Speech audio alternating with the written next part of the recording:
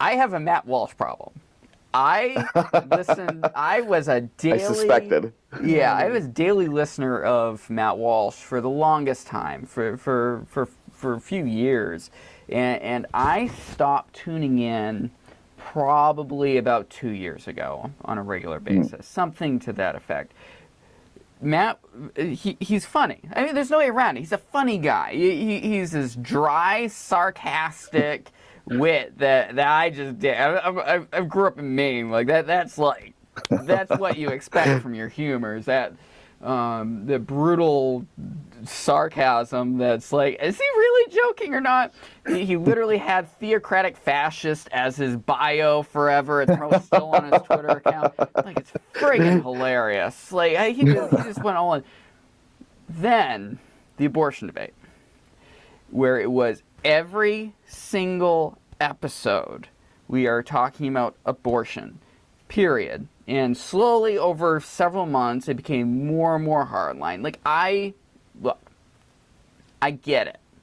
I get it. If you literally view this as a genocide, as these millions of babies are literally being murdered across the board, I get it. I genuinely feel for it. I think we have a huge cultural problem in this country when it comes to abortion. It should not be done as birth control. That is hugely unethical for abortion what you decide to do because you got knocked up and you just didn't plan for it. That's life. You got to deal with those consequences sometimes. of course. But that became the entirety of what he did. And now we're seeing that again. He's doing the same thing with the transgender debate. And it just makes Matt Walsh look evil. Like, I know it isn't necessarily what he means to do. He's very serious in that he's been really targeted in various ways. There's been threats against his family and things like that, which Oh yeah. I get. But this is the downside with our political punditry being the way we get our news. Is we have this guy like. It's like I feel like he's taken a step deeper than I wanted to see, and I don't know if he's so into it. Like it's a problem to me. Like what's your take on it? I mean, I've been going for like 4 minutes on this, but it really bothers me because the guy's funny. I agree with a lot he says, but the same issue with any single issue voter candidate, I have the same problem with. I agree. I agree in that I think the biggest issue that Matt has is that he does certainly have a one-track mind, and it tends very strongly towards, I guess, what we'd typically class as social issues.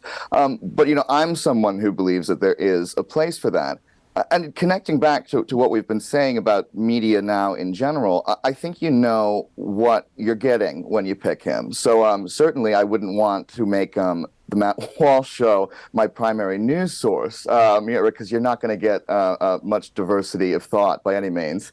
And he doesn't really debate, on his show at all either, too. So it is very much a monologue, delivered by him on his thoughts on, again, this narrow set of ideas. But again, I think you get what you pay for when you choose to listen to a commentator like that, and you have to do it in proportion to the other content that you take in. But I have to say, as I say, I think there's a role for it. And when we look at the threats of demonetization from YouTube, and of course, much worse, this hacking of his phone and the accounts by some techno freak, it's totally emblematic to me of how the left confronts the ideas with which they disagree. And it's because they don't have wit enough to challenge Matt's actual arguments on their face. And you can see that in every public interaction he has with them. So they resort to this hacking his Twitter and posting like a raunchy song on his page. So I feel that you know that he and the Daily Wire must be doing something right if these types of attacks are the best they can do on the left to challenge him and to challenge Daily Wire. So again, I think there's a place for it, and clearly it is provoking people in a way that they simply can't respond with logic or reason, and so have to respond with these sort of more vicious measures. Which to me suggests that he's doing something right in the way he's framing this argument, because it can't be attacked on a logical basis. So it tells me something. And he definitely like takes the mask off on people for sure. Like it's listen, Ben Shapiro, who's one of the founders of the Daily Wire, it does his college debates and things like that, and he's also done some panels on more traditional media outlets, and he does a good job with approaching it to a certain point, but he covers a lot of different things, and he like debates debate. You know what I mean? Like, Yeah. he attacks people for the way they argue it, as opposed to Matt Walsh when he's bringing up his points. I feel like he's straightforward, saying like, "This is an ethical debate. These are my ethics. These are." You can disagree with my ethics. That's fine. I'm going to fight to the end that I'm correct, though, which I think is admirable. Well, I think a big part of what he does, the way he puts forward his argument, which, as we said, can be rather one note, but a big part of the way he does it is he allows people on the other side to sort of hang themselves with their own noose, particularly with the "What is a Woman" documentary that he made, where he sort of simply asked sometimes provoking questions, and really the core of the content was these rather ludicrous responses that were coming from the subjects that he was interviewing. Of course, the ultimate one being simply the question that's the title of the movie, "What is a Woman?" Which as of yet, nobody up to and including Supreme Court nominees, now seated justices, can seem to answer if they're on the left. So he has a different technique than we see with Ben Shapiro. And I think there is a place for it. Though I would concede that if there's one thing he could do better is maybe diversifying his arguments a little bit. But even then, I maybe second guess myself a little, even as I say that, because it does seem to work. Yeah. I mean, there's no way around it. He's built a tremendous audience. He got the big reason why we're even bringing this up right now is the hacking that you did bring up. He's also been demonetized on YouTube, and basically Daily Wire threw up the middle finger when it comes to his YouTube account, saying screw it, we're just going to start posting on Twitter because they have this new video feature that they can now use on there. Facebook is tremendous. Facebook is a big part of the reason why the Daily Wire blew up. And I don't know if people realize it. Like the early days of the Daily Wire, they went viral because of Michael Knowles and Ben Shapiro and Matt Walsh when he got scooped up over there, and their digital advertising and conservative news outlets that's part of their operation just went gangbusters. They had there's this huge hole when it comes to conservative media in this country, and online is the old school AM radio that was, what was it, back in the 60s or 70s? I can't remember what decade it really blew up, maybe the 80s. Online is that, and they found this hole and they ate it up, and they are right now the winners of the digital news war. I mean, you look at the failures of Vox, you look at the failures of the Huffington Post. Actually today was 538. Their editor-in-chief and founder said he's not going to renew his contract, so whatever's left of 538, which is actually a decent outlet, generally speaking, and for a center-of-the-road, left-leaning group. They have some great reporters. They do a little bit of sports. They do a little bit of everything. So it's what Nate Silver was doing over there was really cool. But he's out. So, like, there's the Daily Wire, what Steven Crowder's really doing with his subscription-based system. The left-wing outlets kind of failed the war overall. Like, they still exist, and but I feel like, I mean, there's NPR, once again, we bring up them. They're the huge player right now that I think really has surpassed its traditional outlets, generally speaking, but they suffered 10% cuts here just a few weeks ago. So the media landscape is gonna be messy as could possibly be as we go through this next presidential cycle. And if Trump doesn't get in, I don't know what these left-wing outlets are going to do, because they're not going to be able to pull in the stats that they really need. And there's a reason why I feel like Trump was basically their lifeline for 4 years or 5 years, and between the lead up to the election and then the post-election craziness, if they don't have that draw, I mean, I don't know what's going to happen. I mean, maybe. Well, as evidenced by the fact that now, what are we, 2-3 years post-Trump, they are still daily bringing him into every conversation about what's wrong with America. I mean, they can't let the man go because he did sustain them for so long.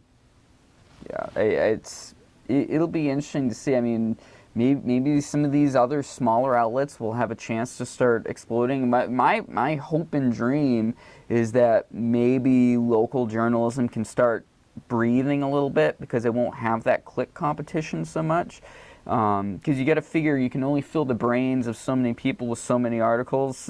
Like everyone's online now. Like there's no way around it. The boomers live on Facebook now. Like we have crossed the line where digital is the be-all, end-all. The reason why I feel fairly confident in the long term that I'm hoping to really build up the New England Take is because everyone's there. It's so easy to dump the video natively on Facebook. You can dump it on YouTube. Twitter's doing its thing. If you want to go the completely independent model, Locals and Rumble and all that have really blown up. You look at what another moderate-sized creator like Bridget Phetasy, for example, which is hilarious. Like everything she's doing with Phetasy.com, building off of Locals. Like there's ways of existing in this atmosphere without relying on the FCC for keeping you up with regards to cable news, taxes, and distribution fees and things like that, keeping your lights on without multi-million-dollar operations. Like I'm able to keep this thing going along with a shoestring and $500 a year, basically. It's bananas what you can do in 2023. And I'm hoping more legit journalists at the local level are able to capitalize on it. Well, and I think, love him or hate him, the Matt Walsh relationship with Daily Wire is a great sort of primer for that model. Simply because, again, while he does take very provocative takes that have clearly evoked the ire of numerous nuts who are powerful enough to hack into his phone and get all of his personal communications, they stand very firmly by him, and they are going to support him, because while he may even have a different position on this than some of their other contributors, they see the value of having that in the mix, and they're going to continue to support him, even if there may be disagreements even between their management and he on the positions that he takes. And again, you contrast that to what we were just talking about with Fox News and Tucker, or there again at CNN and Don Lemon, where that is clearly not the position they take with their content creators, their commentators. I think Daily Wire shows us the way. Yeah, and guaranteed in the next 3 to 6 months, Tucker Carlson will be on a digital outlet somewhere, either independently or partnered with someone else. I mean, this is the whole operation that Glenn Beck did with The Blaze, where it's digital first, basically, essentially, and then he does partnerships with traditional media. Tucker's going to survive this. He will be just as rich as he has been, if not richer, and probably be able to reach a hell of a lot more people than whatever Fox News could put out there, because he won't be kind of just part of everything else they do. It's going to be the Tucker Show run by the Tucker Company. Yeah. He's not going to have Paul Ryan and the Murdochs to breathe down his neck. I mean, that alone is going to be, I'm sure, a big weight off his back. And yeah, I mean, think about it. If Cuomo is already back, I think Tucker will have no problem making a pretty triumphant return. Dexter Tarbucks, thank you so much for joining me. This has been a fascinating conversation of, oh God, what is the future of this entire industry? Great talking to you. AJ Kierstead, host of the New England Take. Be sure to like and subscribe if you're checking that out. Hit those buttons down there. Be sure to follow New England Take on Facebook, Twitter. We are now on LinkedIn, so if you're one of those nuts over there that really likes LinkedIn, you can now subscribe to the show over there. We're hoping to really expand. If you're interested in contributing to the show, just like Dexter here, please be sure to email the newenglandtake@gmail.com. Hey, if you want to try something out, you do something else, and this is a side job, hit me up. I really want to get some people with different opinions, especially if you lean on the left. Please, if you're on the left, please reach out, because I want some counterpoints on this show, and I've got an open mind to it. All right, newenglandtake.com. Talk to you next week.